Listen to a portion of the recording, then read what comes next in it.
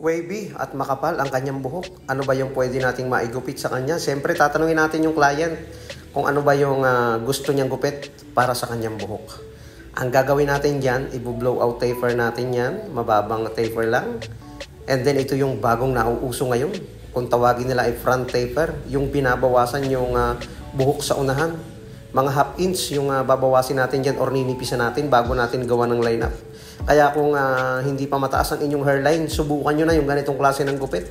Saka kapag ganito yung texture ng inyong buhok, bagay na bagay sa inyo yung ganitong gupit. Next natin dyan, 1.5 na clipper guard sa gilid. Iti-taper natin ito. Siyempre yung paghagod talagang C-motion talaga yan, hindi masyadong mataas.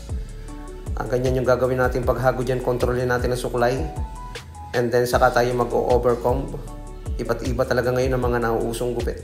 Kung ano yung pinapakita ng ating client, siyempre yun yung ating gagayahin kung po pwede ba sa kanilang buhok.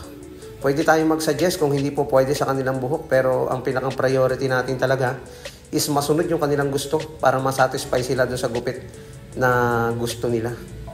Yung ayusin natin yung likod ng kanyang tenga, hindi natin pwedeng puwersahin yung pagkakanipis niyan. Tanggalin lang natin yung mga biglang kumakanto para swabing-swabe. And then gagamit tayo ng trimmer.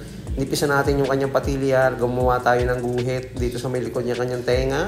At the same time, nipisan na rin natin yung parting likod.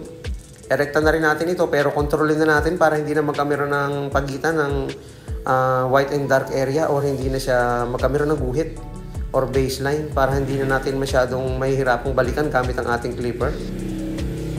Kontrolado na natin yung paggamit ng trimmer para hindi masyadong matagal yung proseso na pwede natin gawin para sa kanyang buhok. Ayun o. Everyday na-challenge tayo sa mga gupit na ating ginagawa kasi may mga dala yung ating client na mga bagong hairstyle na minsan hindi natin nagagawa sa ating ibang kliyente. Kaya napaka-inam din talaga na tayo ay mag-research, mag-aral tayo, tapos sundin natin yung gusto ng ating client dahil doon tayo matcha-challenge sa bawat ipinapagupit sa atin. Basta po pwede para sa buhok nila, why not gawin natin ito? Yung ginawa natin dyan is 0.5 and then 0 close para mabura yung pinakang baseline ng kanyang gupit. So ang ginawa natin dyan, basahin muna natin bago ahitan. Okay na yung pagkaka-taper natin sa likod.